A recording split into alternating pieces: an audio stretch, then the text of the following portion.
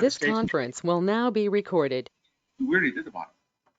That's the 365. Good morning. I just wanted to test if, is this microphone working? Can you hear me? Yeah. Okay. I'll start it off introducing. Oh, okay. What was your name? Marie Michaels. Marie Michaels.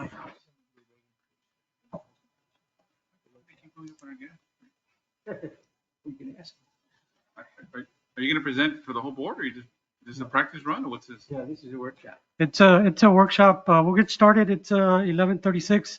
So thank you so much for those of you that are joining us early. At 11:30, this is just a workshop or just a presentation. In years past, we've never had this, but this I think happened 2 years ago when we explored the idea of the Texas Gas Service coming before the board prior to the meeting to do a workshop so we can discuss their item that's on the agenda for later on today, so that this will provide elected officials with insight, training, and what all is the Texas Gas Service about the rate change, because I know that's a negative on most of us, or all of us radar.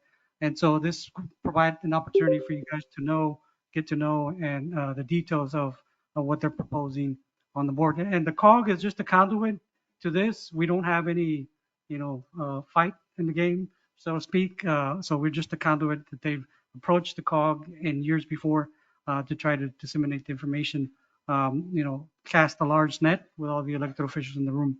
And so without further ado, I'll turn. It's not required by law. They do this. They just volunteer to do this. Is that what you're saying? Well, we're just a conduit that they approach the COG so they can disseminate the information to the By board. law, you're not required to tell us. It's just. They have to tell out cities, so this Yes, is eventually, yes. open to every city council. What we normally do now But is you're they'll clear. make a Like, you're not doing me a presentation. favor. It's something we have to. Yeah. Correct. And then, Alan will contract with the lawyers on behalf of all the cities. And we'll go. Right. This is more efficient. I got it. so we have Ms. Michaels Yes, to do the presentation. So without further ado. Thank you very Yeah. much. And thank you for having us here today. As was mentioned, this is just a workshop to discuss the general rate making process. Later today at noon, there will be a more thorough discussion about the rate case itself that will be filed later this week. And so this is just kind of general information today, or for now. Let's see, there we go. So some of you may be familiar with how the natural gas industry as a whole operates, but some of you might not be. So this might be new information for some of you. Basically, the natural gas comes from the wellhead and ends up in the customer's homes. We're in between there. We're the distribution company. So we purchase the gas from the supplier and we deliver it to the end user, which is mostly residential and commercial, some industry, some public authority, some transportation customers. We're a regulated company, but why are we regulated? In most areas, a local distribution company is considered a monopoly because customers don't easily have the choice to change between their utility provider, be it gas or electric or water. And so we are regulated for that reason. Regulation ensures that both the utility and the customers are treated fairly. It's to help ensure that the company is making a fair return on their investments and the customer is protected from unfair or discrimination prices. Our regulators, for most states, they're a statewide regulation. However, Texas has home rule. And what that means is that customers that live in the incorporated areas, individual cities, that city has the ability to regulate the company, Texas Gas Service. For customers that live in the environs areas outside of the city limits, the Railroad Commission has regulatory authority over those customers. If for some reason the city and the company cannot come to an agreement, then the Railroad Commission of Texas has appellate authority. Any questions so far? I don't want to go too fast and not give anyone a chance. You said you're on the first slide, so you're what kind of a utility We are a utility. distributor, Yes, sir. and it said the rates are regulated. Yes, sir. Who regulates them? It's in the cities, it's the city councils. So we do. Yes, sir. Oh, so you don't set them unless we agree. When The it's answer is yes, right? We have to agree. when it's a rate case, yes, we have to agree. If it's a Okay. if it's a GRIP, that's an administrative A what? filing. A what? A GRIP, a gas reliability infrastructure program filing, that's in between rate cases. Currently, the Railroad Commission is Jim Wright, Christy Craddock, and Wayne Christensen.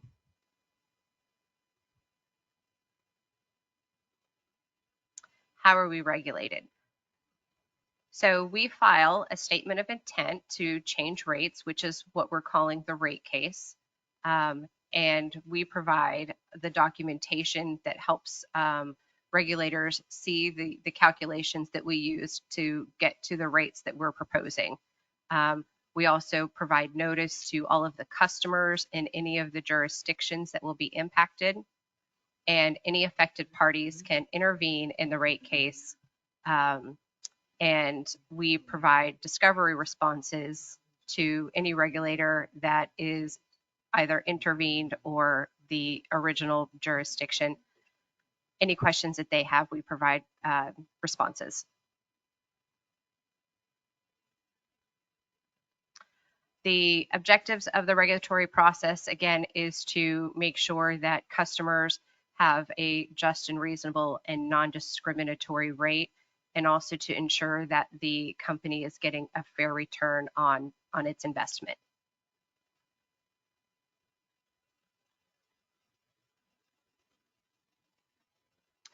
Items that are considered in the rate case. So that's the amount of investment in the system. For us, that's going to be the pipeline in the ground, regulator stations, and meters at customer homes and commercial businesses.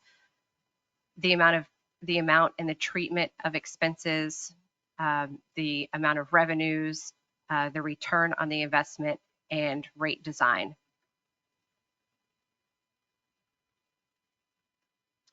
We established the rates. The general formula is to take the allowed return on investment and add any reasonable and necessary expenses. That's the revenue requirement. And then the allowed return on investment is the investment times that allowed rate of return. Are you guys state owned? We are not. You're private. Yes, sir. You have stockholders. Yes, sir. Was that beep? Is that a question from somebody online?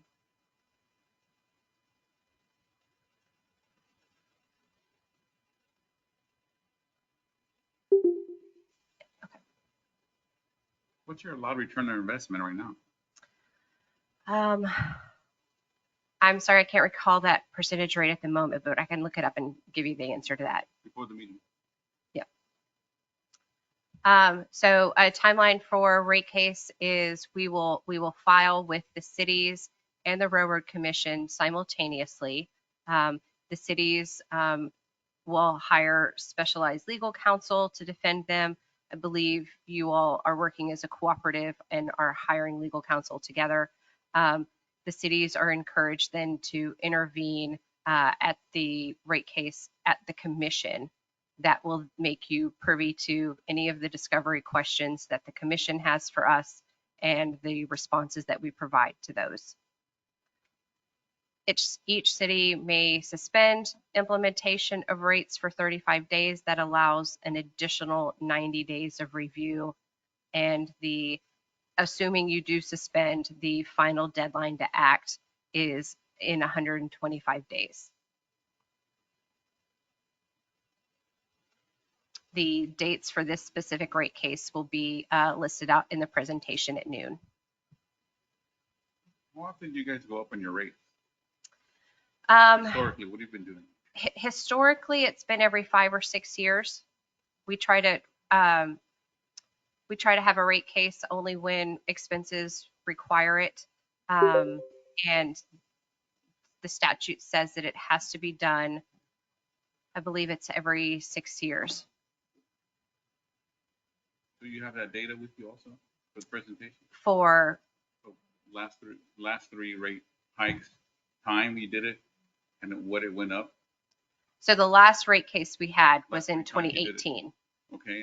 And so you have the other 2 years also, or times you did it? Prior to 2018, I'd have to look that up. Can you look it up? Yep. And tell her what, I'm sure it's a percentage or dollar amount, whichever, what you did then as a company, what you guys did the last 3 times you did it. Okay. And are you asking strictly for rate cases or all incremental rate increases in between rate cases? Okay. Because we have had an incremental rate case each year since 2018. Right. So, yeah. Okay. I don't know about him, but I want to see that. Okay. Please. Any other questions?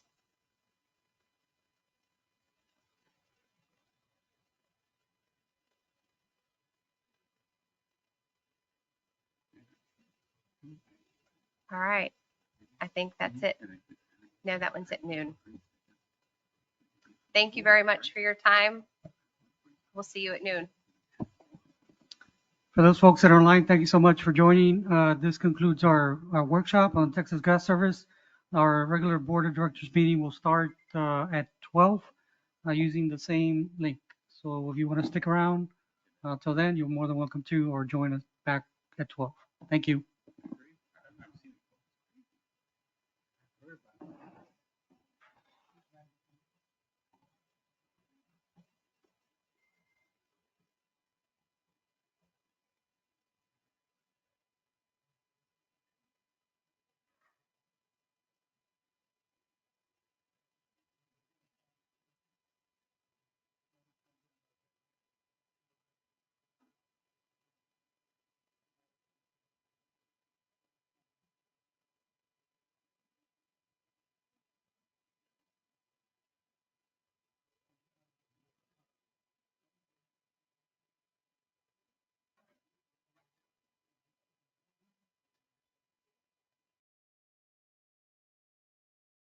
This conference will now be recorded.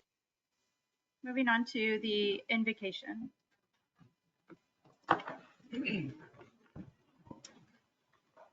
Let us pray. Dear Lord, bless us as we gather here today to conduct business that will affect the citizens of the Rio Grande Valley. Give us the clarity of mind to act in their best interest and not ours. We ask that you bless our speakers here today and that you would bless our time together. May we grasp those things that you want us to understand, and may our actions and attitudes please you this day. We pray these things in your almighty name, Jesus Christ. Amen. Amen. Now the Pledge of Allegiance. I pledge allegiance to the flag of the United States of America and to the republic for which it stands, one nation, under God, indivisible, with justice.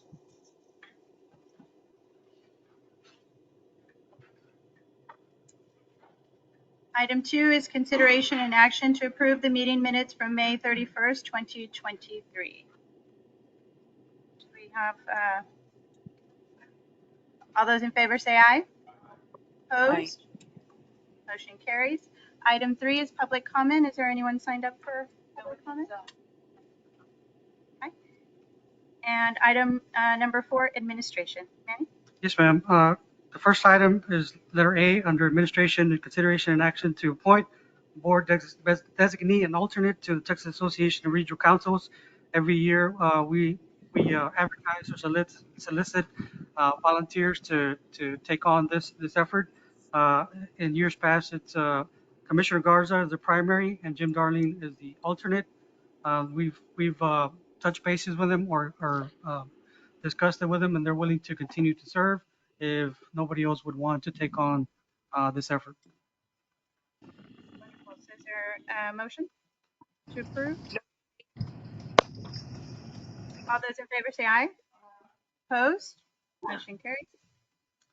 Item B. Item B is presentation of possible action on the Texas Gas Service rate case. We have a presenter, Ms. Stacy McTaggart. And just as a recap, we did have a workshop at 11:30. Texas Gas Service presented, went into detail with specifics. And so here they are before the board to present, conduct a presentation and present their action item.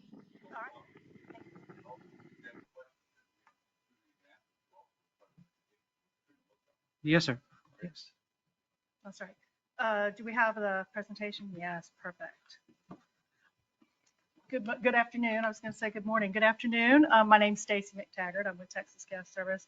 Thank you all so much for letting us have some time on your busy schedules. We appreciate that. At 11:30, Marie kind of walked you through sort of a general overview of the rate setting process. We are filing a rate case on Friday for the Rio Grande Valley cities, for the customers in those cities. And so I've got a little more information for you here about the case that we're actually filing on Friday. First, just a little background on who we are. Texas Gas Service is a division of One Gas that's headquartered in Oklahoma. We have sister utility companies in Oklahoma and Kansas. We serve almost 700,000 customers across Texas and about 65,000 customers here in the Valley. And not every city that's part of the Lower Rio Grande Valley Development Council has customers in our service territory. So these are the cities where Texas Gas Service has customers. So if you are not one of these cities, it doesn't impact you, or it doesn't impact your citizens.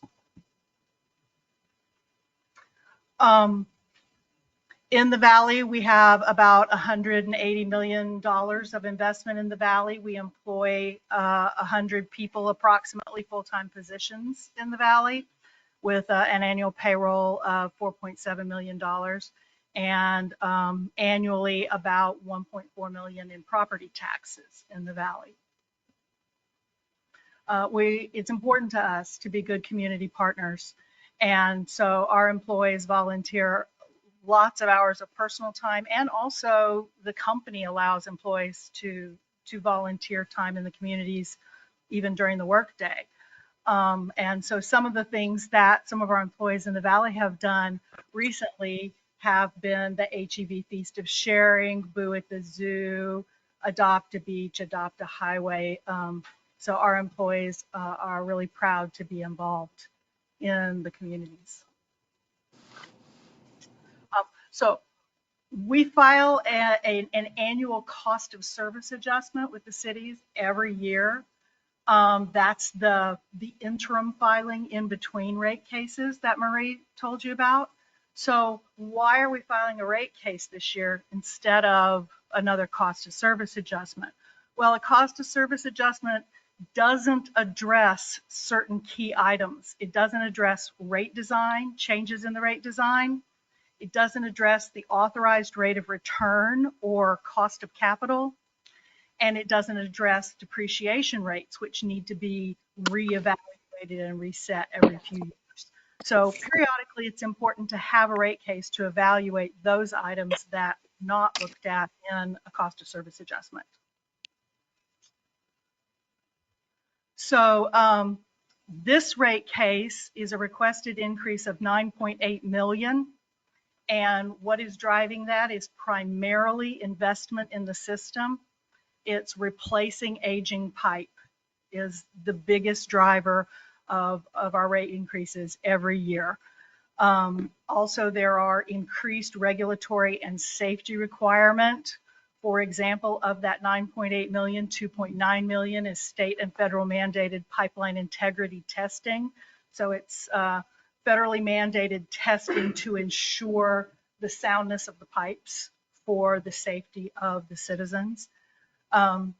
There's also, we have inflation impacting us in recent years, as all of us have. And so we have had increases in salary and benefits expense, and we have also had some increases in depreciation expense and ad valorem taxes. Those are the primary drivers of this increase that we're asking for. So you had asked what have the rate increases been in the last 3 years, and we were not able quickly to get the exact information. So we'll need to send that to you, but sort of back of the enveloping, looking at amounts, it's about 7 to 8% a year, each year.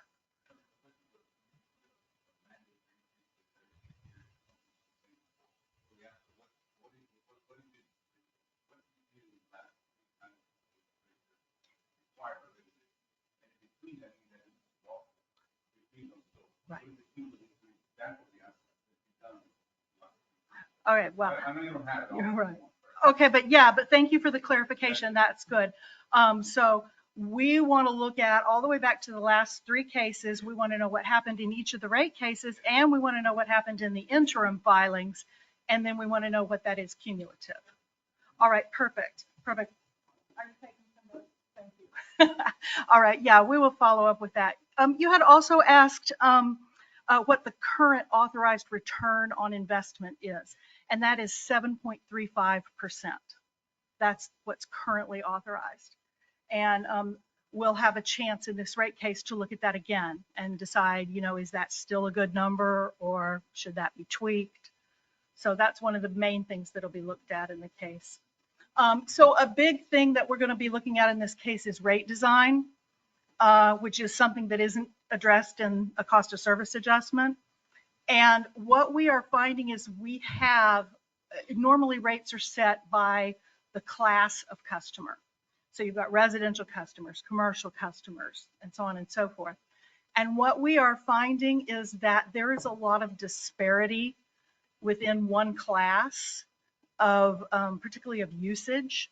So when you look at the commercial class, you've got some pretty big outfits, but then you've got some kind of small mom and pop commercial customers. And so we'll set a rate design for commercial customers with a customer charge of, $150, $200 a month.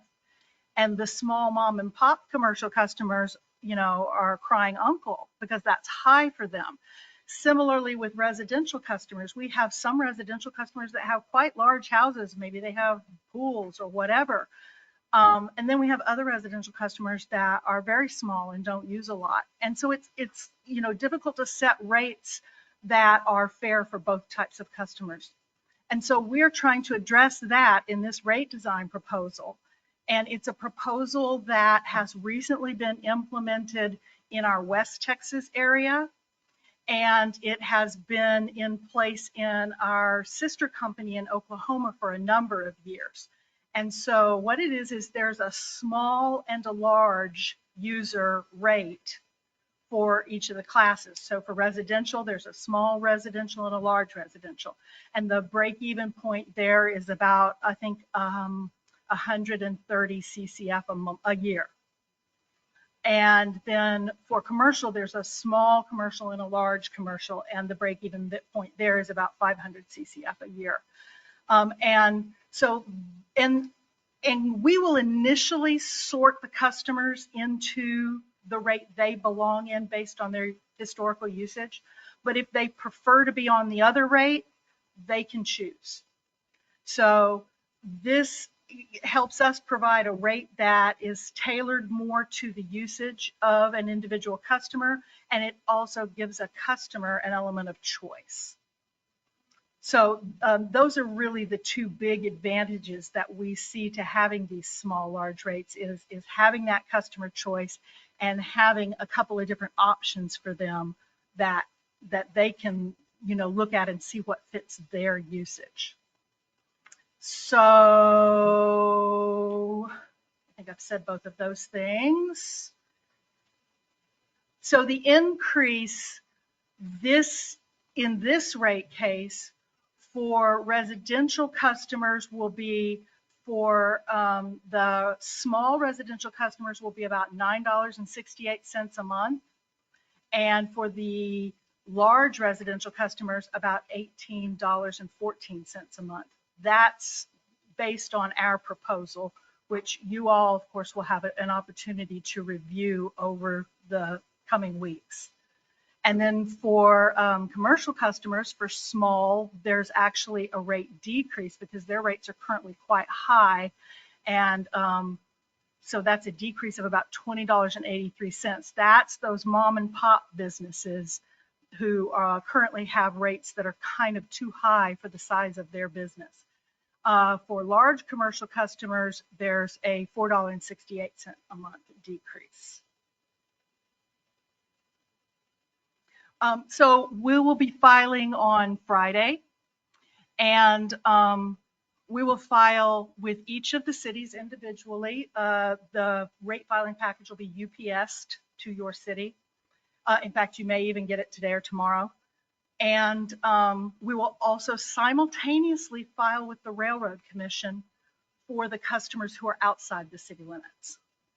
And as Marie mentioned, the Railroad Commission has jurisdiction outside the city limits. The cities have jurisdiction inside the city limits.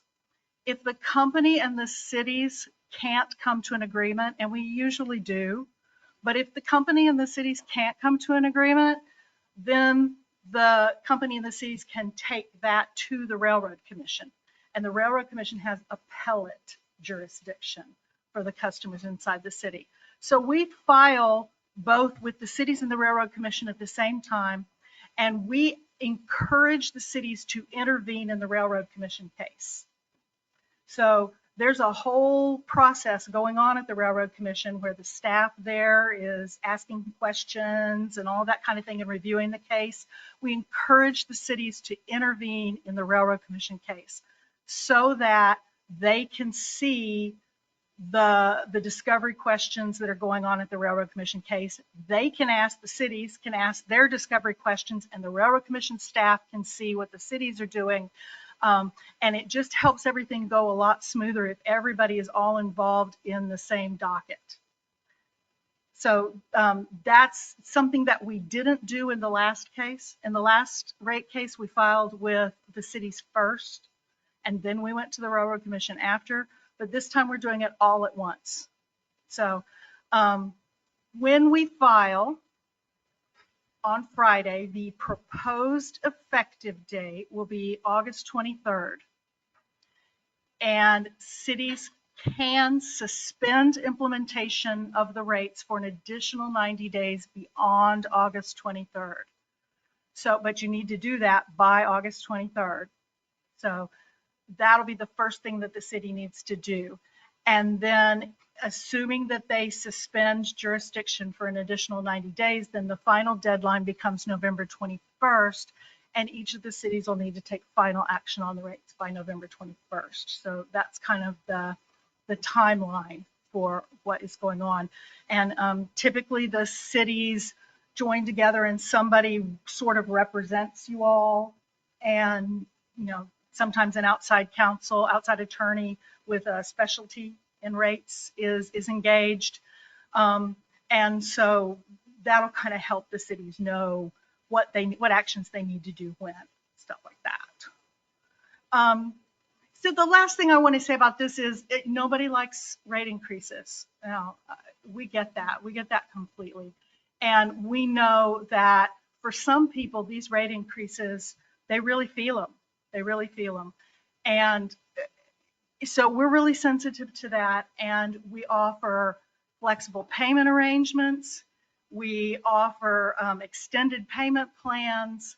On our website, any customer can go to texasgasservice.com/cares, and there's a listing of social service agencies and links and phone numbers that they can go to get assistance. And they can always call our customer service line and get information on assistance. So we really want to be proactive with our customers on that to help them out that way. Absolutely. Mm-hmm.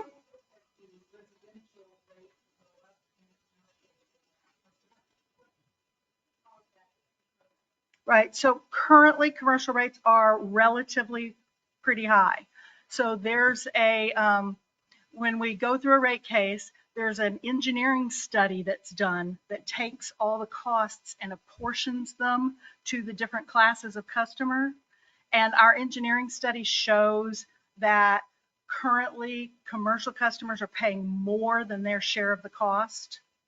and residential customers are paying less than their share of the cost. And so that's why the residential increase is higher and the commercial increase is lower.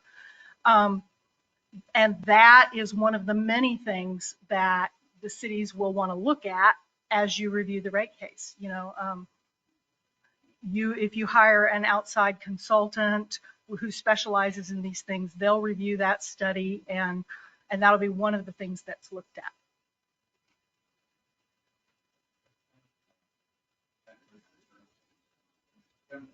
7.35, yes, sir.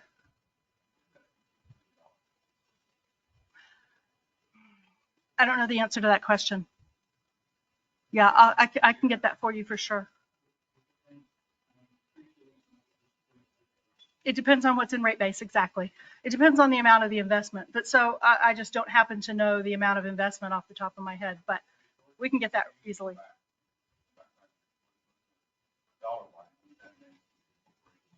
Sure.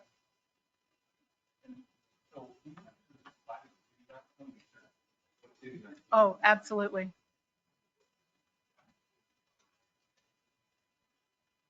There we go.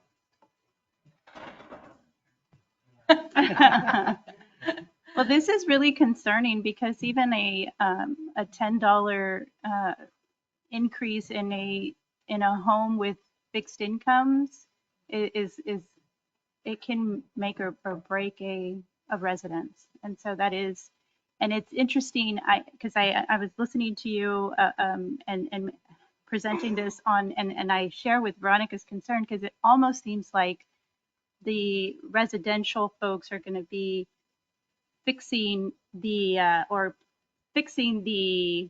imbalance between the two, but at the cost of the residential homes, and that the commercial side will get a break somehow. I mean, I have a small business, right? So I understand, I appreciate wanting to get some help there, but it just doesn't make sense on if we're going to have a rate increase, that it wouldn't be across the board and it's just residential. And my biggest concern, at least for my community, would be we have elderly population and they're on a fixed income, and having that additional increase may affect them being able to buy groceries, things of that nature, which is concerning. Yeah. People like to hear. In the old days, the inner city had more gas service than anybody because they had free gas and they turned that over. And so representing the steering committees, we've always focused in on small customers, residential, because we figured that was going to be the older part of town. Right. And so some of that reflected in these rate cases as they go along, where always try to put on large commercials because they maybe have a little better chance. So we've usually what we do is hire Lloyd Goslet, who is specialized in that, represent all the cities. City of McAllen will be the kind of connector, with the Council of Governments kind of being the administrator, keeping it all together.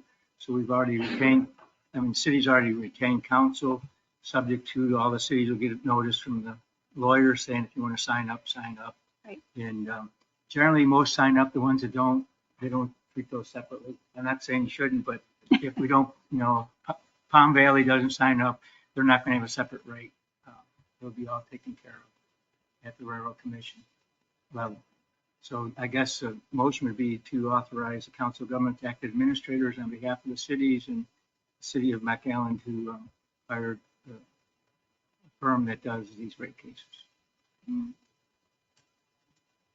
But should it be contingent on we getting all the information that we asked for? Because we haven't gotten all the information. Well, if you got a deadline, they file it, you got a deadline, so we got to So get everybody to what? act. What the deadline? There'll be extensive discovery in the case with the lawyers doing that. With the instruction is kind of the same thing as what you said, Mayor, is make sure that the small customer gets treated fairly. And all that. But I mean, if we wait to another meeting for the Council of Governments, we're going to be running at that. We don't even meet in July. But what's the worst that can happen? We're still negotiating. The rates could go in effect without us having filed the interventions and suspensions. So why are we even voting on it if it's going to go into effect without our Well, action? we kind of voted on here to spread the information and get the authority of the council to act as kind of the administrator for the process. But the official action, we don't do anything to suspend the rate. It's the individual cities that have to suspend the No, rate. but I just want to make sure. So so I don't want to be your rubber stamp committee, right? So Right. you're not saying as an organization, whether we vote on it or not, or we fight or not, you're still going to get done. Because I don't see it that way. No, what we're saying is this would be a good time for y'all to vote to hire outside counsel if that's what you want to do, so that the outside counsel can intervene at the Railroad Commission and those kind of things. Not to take a vote up or down on the rate increase, but to take a vote to say, okay, we're going to get together as a group and hire outside counsel and have an individual kind of, be our link to the outside counsel and keep us up to date on the Railroad Commission, When's that the kind last of thing. time that we actually Last rate case, that we refused to do it or we lowered it? Because I can't remember last time. we refuse to do it. It's always, it's appealed to the Railroad Commission, ultimate decisions at the Railroad Commission level. But I mean, I share in the mayor's concern that there was lack of information that was, I mean, we definitely would want to know if there had been increases without the required review. And you mentioned 7 to 8% increase each year seems significant, Yeah. and not having all that information. So I was inclined to really discuss, to table the item, but what Mayor Darling says makes more sense. So that way it empowers the cities to be proactive and do what we can to work together. And if McAllen has taken the lead in the past, I don't see we can why. certainly until the council, outside council come down in our August meeting and go through the whole thing, past and present for the group.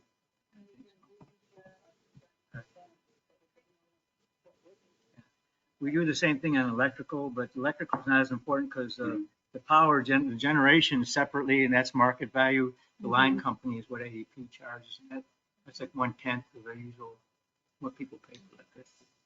But this is a little different because it's a little more expensive. But that's a process. And so we would certainly invite outside counsel to come to our August meeting, go through all the numbers and what their strategy is, et cetera.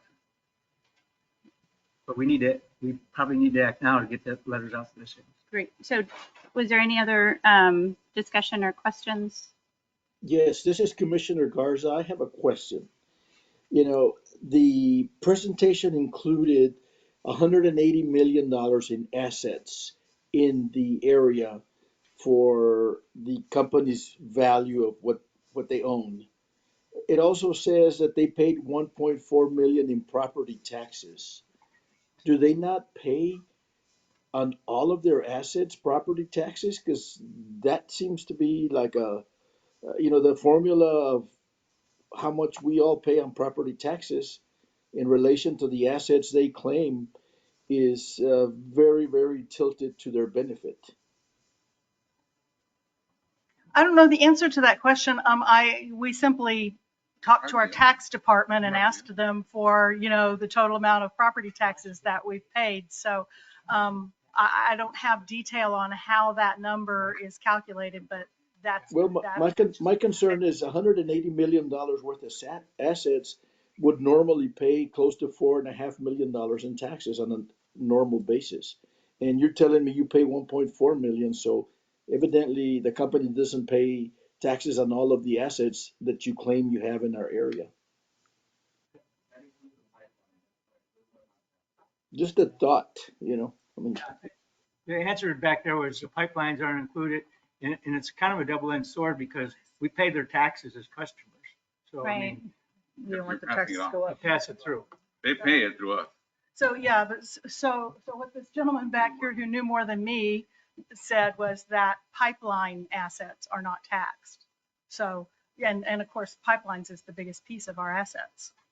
So my the property question, taxes on buildings and those sorts of things, land. what's the timeline for the rate case? Y'all will file the rate case, and then, so how long would the cities have to intervene? The cities need to suspend implementation by August 23rd, I think it was, and they need to take action by November 21st. And if they're going to intervene at the Railroad Commission, they need to do that in probably July or August. The administrative law judge at the Railroad Commission will set an intervention deadline, and he hasn't done that yet because the case hasn't even been filed yet. But it'll probably be sometime in July or August that you would want to intervene in the case of the Railroad Commission. And then my other question was going to be if the rates get changed, and if they're going to get increased, what kind of notice is provided to the customers of that? So we're required by law to provide written notice to every customer, and it will either come in their bill or in a separate envelope mailed to their homes. But there's like a hard deadline that from 1 month to the next, you might see the increase. It doesn't get phased in. That's correct. And you mentioned that you're filing on Friday.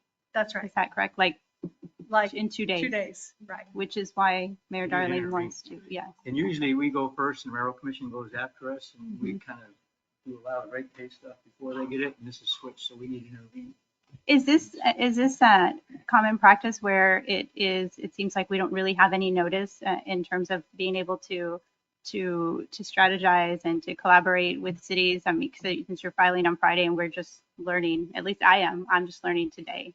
Yeah, so we sent letters out in January or February to all the cities, notifying them that we were going to be filing a rate case in June.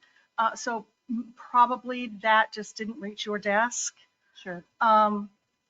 So, and then I know that Naomi has had some conversations with Manny prior to this.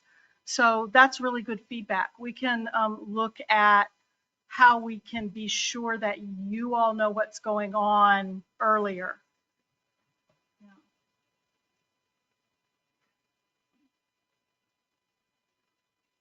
Yeah, I mean, because we have this wonderful organization where we all get together once a month.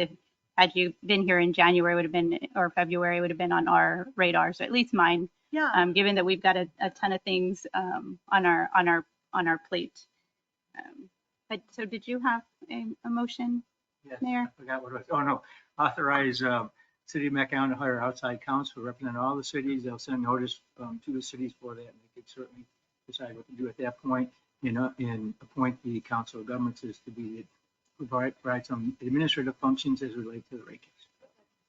And they're gonna do, because remind me the timetable again. So what happens in They're going to intervene. intervene? I mean, what? I mean, They're going to intervene in we're the gonna railroad, suspend? at the Railroad Commission's case, so it'll be a part of the Railroad Commission case. And also then take action on the proposed rate case for each individual city by suspending those rates. So the lawyers, not bond counsel, they'll send out the resolutions for the city to suspend the cases, suspend the rate case and proceed with. So the process will be then, every city listed on there, I guess, would either have to sign on to this legal representation, or we just get our own, Sure. right? Yeah. I mean, that's the process. I'm just asking. Yeah. The process. Yeah. Right.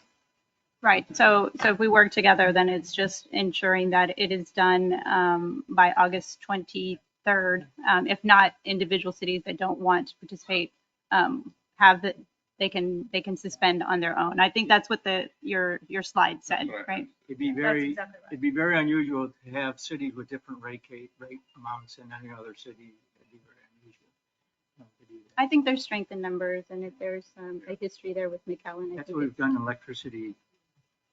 Yeah. I don't want for us to join, I just want the historical data. Right. They fought for us, whoever this firm is. I don't care who it is. I'm going to run them down. But at some point, I need to see what have they done. If they've done it more than once, have we actually ever won or reduced it, as opposed to just rubber stamping everything. That's all. That's all I want. I'm not saying they haven't. I just want to see the data first. I would think, I've been doing it for about 40 years. I don't think I know, they've yeah. ever gotten 100% if they've asked for. I don't know, maybe. I'm pretty sure. I'm pretty sure, never mind. That's Yeah. the process. Let's just see it. don't jinx it. Let's just see it. Yeah. Correct. Yeah. Mhm. Correct. We don't have the authority on our own to do that. But there's no meeting in July? Is that what? That's correct. No meeting in July 12th. Because, Yes. That's scheduled, we scheduled the DEP back in Okay. January. Okay. And so Send notice November, our language is gonna have. It's up to your board if you want to have a special meeting or workshop. Just so that way we can put together and do that. You want to vet, right? I mean, I think that's a, I want all that information before part one. yeah. Well, that's something that we can Sure, we can discuss, get it. Yeah, but, I would not hesitate to join. You're gonna get the information, but, right. I mean, we just have the gross numbers that they have. They're gonna dig into all that stuff, and it takes a little time. The Right. important part is to intervene in the Railroad Commission's case before intervention is,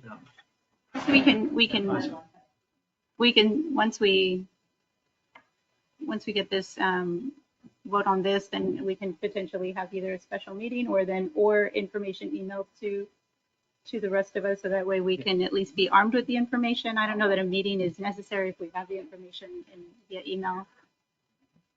Yes, and I worked with the Texas Gas Service so they can provide the information that's That's pending. lacking. Mhm. So then, Okay. Oh, yeah. it's reimbursed. it's rate case expenses are reimbursed by the company, so that's why they like to have one, 15 lawyers kind of do it. Well, that would be complicated. So how does that work again? Rate case expenses are reimbursed to the cities By who? by the company. It's part of the water. Part of the deal. It doesn't cost So the cities It anything. doesn't cost, they pay for our legal counsel? Yeah, Yes.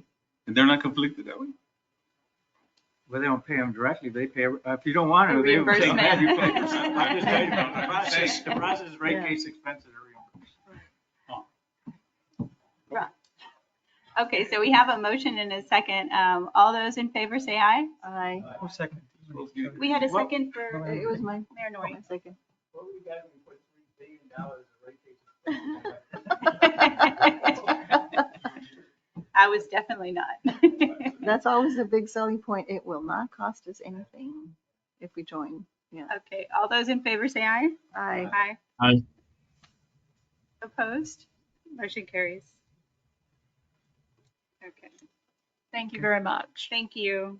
Moving on. The next item is item C, presentation from the Texas General Land Office on update on the LRGV Economic Development Strategy and Diversification Study. Again, remind the presenters 10 minutes or less, please, because we're getting short on time. Yeah, I think this. Good afternoon, Madam Vice Chair and honorable members of the board. Thank you for having us this afternoon. Elijah Casas, Texas General Land Office. I am your local point of contact with the Community Development and Revitalization Division of the agency. We appreciate your time to allow us to come and give you an update on our phase 2 of the Lower Rio Grande Valley Economic Development and Diversification Study that we started last year. I think we were around here probably in August, if I'm not mistaken. Could I get the next slide, please?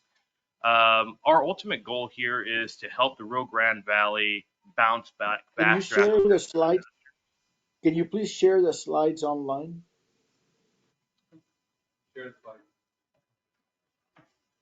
Yes. I believe that was Commissioner Garza. And, yeah, and Commissioner Garza, I believe they are working on that for you, sir. Can you see it now, Commissioner? Yes. Yes, nodding sir. your head. Very good. So this study does encompass the 3-county area, Hidalgo, Cameron, and Willacy. The reason for that is because this is allocation of funding from HUD for the 2019 disasters. As I mentioned, our goal is to help the Valley develop strategies to bounce back faster after natural disasters. But as we've all experienced in recent years, that doesn't always include weather events. We had COVID. So first of all, I want to thank a lot of you, Mayor Darling, for joining on some of our sessions. Really appreciate your input, sir, and other members of the community as well. This afternoon, before we get into this update, we will be having a meeting on transportation. So we'd be more than happy to share that information with you as well. And Manny, we appreciate you sharing that info out with the members of the board as well. But I would like to introduce Ms. Debbie Lindsay Opal with our study team to continue this presentation. Debbie. Thank you, Eli, and thank you all for having us here today. We are very excited about the process. We can move to the next slide. I want to let you know we have a few members of our team who are also on virtual, and you'll meet Chris Brewer here in a minute. We also have Cecilia Salvans and Leah Oliver-Reed. So I just real quickly, as a project overview, we want to understand the economic impact and how we can help achieve the goal that Eli pointed out about bouncing back more quickly. We want to identify an action plan that helps protect the community and enhance what we already know, and then just make it better and faster. And ultimately, we want to create a roadmap for the local leaders. So it's a tool that can be used. And as a reminder, everything that comes from this study will be shared on the acronym Texas. TGS. So we will have a statewide database in which communities from across the state can also look at the information that we've discovered and see if these findings can be applied to their communities, and likewise if we look around for something for our communities. So it's really the consolidation of resources. Just on a separate note, the Texas General Land Office is conducting a river basin flood study as well in this area. It's not connected to this study directly, but just for awareness, as well as a pedestrian egress study. But go ahead, Debbie. So much to say that there's a lot of interest in helping to focus on these projects and create new opportunities and considerations. Next slide. So we've been talking to, across the lower RGV since last August. We've had about 200 interactions in the community. Some of them have been multiple interactions. Thank you to all of those who have participated with us. Right now, we're in a phase where we've had some virtual meetings. Eli referenced there'll be one more this afternoon. We will continue with some interviews and some other focused discussions. We're hoping to come out with a survey mid to late July. And in the fall, we'll be coming back again. The analysts have been working hard gathering this information and providing opportunities to consider goals and strategies for the future. And with that, I'm going to introduce Chris Brewer. He is the chief economist on this project. He is with AECOM, who is leading this study. And Chris, I'm assuming that you are online. Yes, I am, Debbie. Thank you very much. Can you hear me, I assume? We can. Excellent. Well, go to the next slide, please. I wanted to reinforce 2 key points about our findings. Number one, we're noticing how this is fundamentally a unique moment in time for the region, and the ability to organize in response to that unique moment in time will be essential. While we obviously think about recovery and moving forward from COVID, we also have this unique moment where the federal government has identified roughly 1.6 trillion in new spending over the next 10 years across infrastructure, energy, healthcare, and advanced manufacturing. And what we've clearly seen from the lower Rio Grande Valley is that, it has demonstrated an ability to hit above its weight, to continue to grow as fast as some of the key metros in Texas. But we also see this reality of a region that has not necessarily gotten its fair share. So when we think about our goals and strategies, we want to think about a set of efforts that allow us to organize to pursue this funding, because it has the ability to unlock a number of challenges that the region faces. And I think, that second element, this notion of when it rains, it pours. Obviously, our study has come out of this reality of disaster declarations. But the thing we've heard time and time again across our stakeholder engagement is that the reality of rainy day flooding, where people look up in the sky and see the, atypical Texas-sized raindrops and ask the question, can I get home? These recurring flooding events are a challenge. And the good news, I guess, as Eli has mentioned, there are studies underway, including work funded by the GLO. But our point here is that, we're looking at a region, the lower Rio Grande Valley, that has been arguably overstudied for years. And that really means we have this unique opportunity in the next 2 to 4 years to actually implement and move forward in a number of different ways. So thinking about goals and strategies that allow us to do that will be essential. So as we go to the next page, again, our efforts that are ongoing over the last few weeks to discuss draft goals with our stakeholders.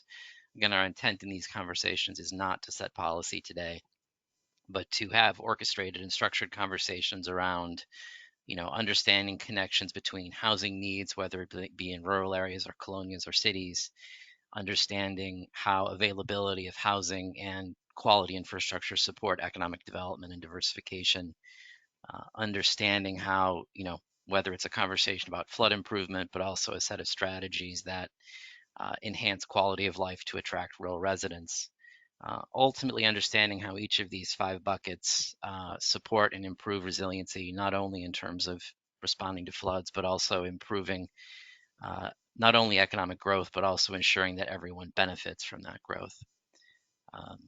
And I would stress the thing we're focused on a lot in our conversations today will be about transportation, but in general, a focus on organizational capacity, whether that be in small towns and rural areas, but also in cities to, allow the region to fundamentally hit above its weight, if that makes sense. As we go to the next slide, back to Debbie. So as you can see, we are on 5 of 5 this afternoon, and each one of those discussions was focused on those goals that Chris shared with you in terms of organizational capacity, housing, quality of life, economic development and diversification, and transportation. So if we'll go to the last slide, it's a little bit of a recap. We know that there's a lot of information in the community, things that are happening on a day-to-day basis. One more slide forward. It's my walk-off slide. I know you're disappointed. No. This email, lrgvecodevstudy.glo@recovery.texas.com, gov, will give you direct access to the team. So if you have questions, if you want more information, if you would like to know more about the project in between the times that we get together, please feel free to use this email. Of course, Eli is here all the time. I am the communication strategist for this team, and I'm here in and out all the time. I'm glad to help keep you informed or to answer questions or to get your input, which is really what we need. So with that, I think we made our timeline, right? Yes, thank you so much. Thank you. Thank you.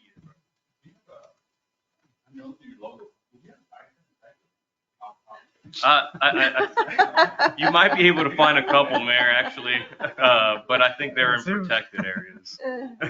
Yeah. My neighbor has one. Yeah. Mayor. Yeah. My neighbor But, has one. Yeah. it's a beautiful animal, very beautiful, but we greatly appreciate everybody's time. And of course, I think the QR code needs no explanation. You can pop out your phone and shoot us a question or any information you might have, and we encourage you to attend this afternoon's presentation on transportation. Again, we're looking to have the community, which is you, check our homework and make sure we're not missing anything, that we're on the right track. So thank you very much. Yes, thank Thank you. Dr. Melendez lives Item up D, the Minnie? street from me. Item D, Dr. next Melendez item is item lives up D, the street Executive from Director's me. Report. I'm just going to go through this really quickly. Just wanted to, Please. we do have new staff on board. All of these staff are part of Valley Metro team. So we have Lorena Ramos, Roxanne Vallejo, Leo Ordanes, Julio Casas, Stacy Garcia, and Emmanuel Escobedo. So we've had a good turnout on postings and people applying for our vacant positions. The next item I will address would be the Texas Broadband South Texas Regional Working Group. As you will see on your screen, and just as an update, they did extend the survey. The survey was due the 16th of this month. However, they've seen a huge participation, so they're extending the survey to August 31st. And so we have more time for people to get engaged and complete the survey. As you can see, the map covers the entire valley, Rio Grande Valley. As we all know, this is not an accurate depiction of the valley. The entire valley is not covered by broadband. And so on the left side, you'll see the link and code or the code that you can log on. It's simple, a simple survey, and you can even do a speed test while you're at it. So I've done it myself. I think some of the folks here as well. So it's a good experience. So we did, as you know, last time we did advise you or inform you that there were going to be some on-site meetings. We fought for ours and got it, thank God. So it's going to be Monday, July 17th. It's going to be in this room. So the folks from the broadband office, comptroller's office, will be here live in person, and we'll be sending out the information as far as the times. The other location, as you saw, the ARC coverage area for the South Texas portion goes from Eagle Pass to Corpus down to Brownsville. So all that is the south portion. So the second meeting is going to take place in Kingsville. So for those of you that would like to go up to Kingsville instead of here, I don't know why, but you're more than welcome to. But this is the FCC's map on coverage, broadband, current coverage on broadband for the valley. Only the fish don't have coverage. Yes. According to that. Yeah. So again, highly encouraged. We'll be disseminating the information again on the survey as we've used all our programs, our subcommittee meetings to disseminate that information. The other item that I will address would be the funding opportunity that is open currently through the Economic Development Administration. And so under the FY23 EDA disaster supplemental funding opportunity, the region received $100 million. That 2 million to 2.5 million is available for this region. There's an 80-20 match. There's no nexus to terrorism, even though it states the title is disaster supplemental. There's no nexus to terrorism, and the application will remain open until further notice. So for those of you that are interested in taking on and submitting applications, if you have any feasibility studies that you want to do, That's the next item. no, let's keep it on the, yeah. Sorry about that. And so for those of you that have projects dealing with a feasibility study or industrial parks, this would be a great opportunity for you to submit. And again, it's anywhere between 2 million to 2.5 million that they'll be moving pretty quickly and awarding applications based on the grade and as they come in. So highly encourage you to take part in that. An additional item under EDA, the EDA has moved from their old grant management system. They're changing to something called EDGE. EDGE stands for Economic Development Grant Experience. So just as an FYI for everybody. And so that concludes my report. I'll be happy to answer any questions. Thank you. Okay, no questions. Item 5, department reports. Department reports. The first one is Community Economic Development. We currently do not have a director, so I'll be presenting with the help of Mr. Jim Darling. We do have one action item, consideration and action to approve Resolution 2023-03, supporting Mexico paying their water debt. I move for approval. Who better than the chair of the Region M to present?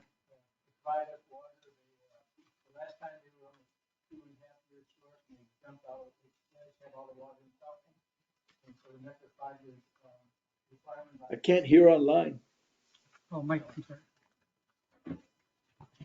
Okay, Mexico hasn't, we're in the second, almost at the end of the second year of their new 5-year debt cycle. They have not provided any water to us. In fact, the last 5-year cycle, they supplied all the water they had in Falcon to catch up with almost a 2-year supply. So almost 4 years since they've released water. The reservoirs in Mexico, some of them are over 90%. And right now, as on your paper here, we're at 31% almost. That was on the 17th of June. We're now close to 30% as the time we speak. About 8-9 months ago, we're at 20%. Once it goes below 20%, then a lot of cities regulations provide that they don't issue building permits or something, real bad drastic stuff. The drought record was 19% in 1998. They did a study to see, can they get the water to us because ag is suspended, right? So with no agriculture in the river, can you get the water to cities? And the answer was yeah, but only about 60% would actually be delivered. So we need Mexico to pay their debt. And so we've written to the congressmen and the senators and everybody else. And we'd like to have a resolution from the Council of Governments requesting or demanding, I guess, Mexico pay their water debt. And we'll see what happens. And we're heading into the dry part of the year. So we need a motion and recommend a motion to approve. All those in favor say aye. Aye. Opposed? Motion carries. Yeah, so there is a sample for each city to utilize. We will be sending out that sample of the resolution here after the meeting. Okay. And do you have any of these status The reports? status reports are in your tablets, but I've already touched on the funding opportunity. Great. So then we'll move on to item B, Health and Human Services. Yes, Ms. Margarita Lopez had a conflict. She's representing us at the Texas Aging Conference in San Antonio. And so I have Ms. Maria Posada Martinez presenting on her behalf. Will also be brief, right? Yes, very brief. Good afternoon, board members. I'm Marifel Posadas. I'm the program supervisor for Health and Human Services, AAA, and ADRC. You do have all our information in the packages. If you have any questions, feel free to ask me. But what I do want to highlight for this month is we have 11 positions available and they're open to the public. We have 7 in Harlingen and 4 in Wesco. We have a total of 3 for ADRC and the rest are under AAA. Do we have any questions regarding our positions? We've had a really good turnout. We had a lot of candidates already applying, and we have had 3 interviews already, and we have 1 today. So we're very excited. Awesome. Thank you. Thank you. And item C, public safety. Public safety, first item would be program status report, criminal justice, homeland security, Mr. Cesar Merla. I know he has one topic that's of importance having to do with allocations or funding. So. Yes, thank you, Mr. Cruz. Good afternoon, everyone. Cesar Merla from Homeland Security, Criminal Justice. The biggest thing on what was stated is just the state Homeland Security program. Some funding sources. The biggest one is the FAR Regional Academy for the FAR Fire Academy, getting allocated $30,000 and approval for the extension. So for all the other grants as well, there's a good amount that has been approved and will be notified to all grant recipients throughout the rest of the month of June, July, and August. Just to monitor your emails, please, and do accept and or decline, but I recommend you accept those funds immediately. The other thing, sir, and board members that do have, can you go to the next one, is the cybersecurity awareness. This is a tabletop exercise. This is the second part of this effort that we have going on. It's continuation from what was done in April, and there are currently 34 of 60 seats. So there's still some room in there, so please go ahead and let your IT people know. Anyone that has a stakehold in cybersecurity and or anti-terrorism awareness, please register on that QR code. Again, please register on that QR code. Any of your questions, ladies and gentlemen, that is all I have. Thank you. Thank you. The next item is Regional Police Academy. Mr. Gilbert Luna is attending mandatory training. He could not be here today, but the status reports in your tablets are on screen. Be happy to answer any questions. If not, we can move on to Rio Grande Valley Emergency Communication District, Mr. Dennis Moreno. Another very important topic that he's going to address having to do with public safety wellness conference coming up in September. Yes, I do want to speak. In your packet, we have a few status reports. The first one's our GIS division. As we'll be tackling multiple projects, our team want to highlight our website, rgv911.org. We're utilizing our as a resource center for our public entities. For example, we have already, our team has been working on fire boundaries with the fire marshal, emergency service, and mapping that supports DPS. So again, our folks in our GIS division are continuing to support our community and the public entities, and are doing a great job at doing that. I do want to segue to our community engagement division. Our outreach has been great. We went out to Willacy County to attend a career and fair day at Lyford High School. We also attended the 25th annual Stormwater Management and Planning Conference in South Padre Island. But a good driving force for us is the engaging with our youth, our future leaders. So we ended up supporting Mercedes ISD for their first football golf tournament, and went to Port Manfield supporting the Young Farmers Fish Tournament. These were great events that supported and raised money for scholarships and livestock programs, and an opportunity to educate everyone for us to educate them on texting to 911 and addressing. Lastly, on the report is our information technology division. We attended the cybersecurity incident planning exercise that prepares our team to ensure infrastructure has the latest updates and optimal readiness. That's very important because on June 6th, it was reported that federal agencies were breached by the their words, the largest cyber attacks in U.S. history by Chinese state-backed hackers. These bad actors were able to compromise their Barracuda network email appliances that were deployed at many government agencies and corporations. So this gave the hackers access to data of thousands of computers worldwide. And when you really realize the impact on that, it's the very equipment designed to prevent these type of attacks. So these were penetrated. Another one on June 15th, just short of 10 days, the United States government agencies such as the Energy Department, major universities, and NATO partners were also breached. This was by Russian hackers that exploited a file transfer application where data was stolen and exploited, and they're sold up on the dark web for ransomware. A lot of that is just applications that are being utilized. So make sure you guys are using American-made equipment, American-made software, because then these create vulnerabilities in anything we have. This CISA, communicating these attacks, notified and brought up to mitigate and assess the damage that was caused in these two cyber attacks. Those results are in the millions of dollars. And what I want to highlight is, the Rio Grande Valley is no longer the best kept secret. We're growing. And, with the international platform, SpaceX kind of showing a highlight on us and numerous other businesses, make sure your IT folks are keeping everything updated to prevent such attacks. It's ongoing. And lastly, also September 16th, September 16th, we're going to be having our wellness seminar that's open to the public. So we're going to have this for law enforcement folks, along with all you gentlemen and ladies. We'll be able to submit this information to you guys shortly. We'll have a registration link available on Eventbrite. So this is a wellness seminar for everyone to attend. If there's any other questions, I'm here to answer. Thank you so much. Thank you. Okay, the next item is transportation, Valley Metro. Mr. Tom Logan. Good afternoon. Consideration and action to approve a procurement of heavy-duty shop equipment for Harlingen and Westlaco maintenance facilities. Staff recommends board approval to purchase heavy-duty shop equipment for both Harlingen and Westlaco maintenance facilities. This purchases will be funded through federal grants at 100%.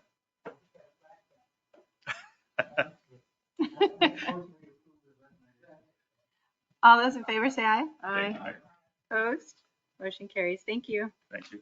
Status report is attached if there's any questions. Thank you. Thank you. Andrew? MPO status report. Afternoon, ma'am. We have a policy board meeting following this meeting. I'm happy to announce that it's our understanding that Representative and Transportation Chairman Terry Canales will be here for some comments and a follow-up of the legislative session, and also the comment on the good news that we received Monday with the $150 million for the IBTC program. Staff will be bringing to the policy board our quarterly revision to our 4-year plan, which is encompassing our 10-year plan of about $481 million in revisions. It's not new money, but it is revisions, shuttling projects around, trying to get the best ones out the door and to letting as quickly as possible. It is important to note that that does not count the $150 million for the IBTC project, because we have to wait for TxDOT to do the final approval of that, which will be in August. So we'll be bringing that back to the policy board for adoption in November. We'll also be presenting to the policy board a Safe Streets policy, asking the board to approve that, and then staff will be visiting with city staff and local governments to try to see how to get implemented a more region-wide approach to smart street planning as we move forward with that. And that is about all I have, unless there are any questions. Awesome. Thank you. Thank you. Item 6 is executive session, closed session pursuant to section 551.072 Texas Government Code, the purchase of real property to discuss the purchase of land for multimodal transit terminal. Do we have a motion to go into executive session? So moved. All those in favor say aye. Aye. Opposed? Okay, the time is now 1:10 and we will be moving into executive session. For those members in the room, can you step into the next room, the small boardroom to the north? For those that are online, you should have received a separate link for the executive session portion. So please feel free to log off this and log on to the next link. Thank you. This conference will now be recorded. We did not have an action item, but we do have item 7. Is there any new or unfinished business? Really quickly, I just wanted to make an announcement that the Regional Water Resource or Regional Water Regional Advisory Committee currently has a vacancy under the Special Purpose District drainage for Hidalgo County. So anybody interested, please contact myself or Valerie Ramos. Anything else? All right, do I have a motion to adjourn? All those in favor say aye. Aye. Opposed? We are adjourned. Thank you, ma'am. Thank you.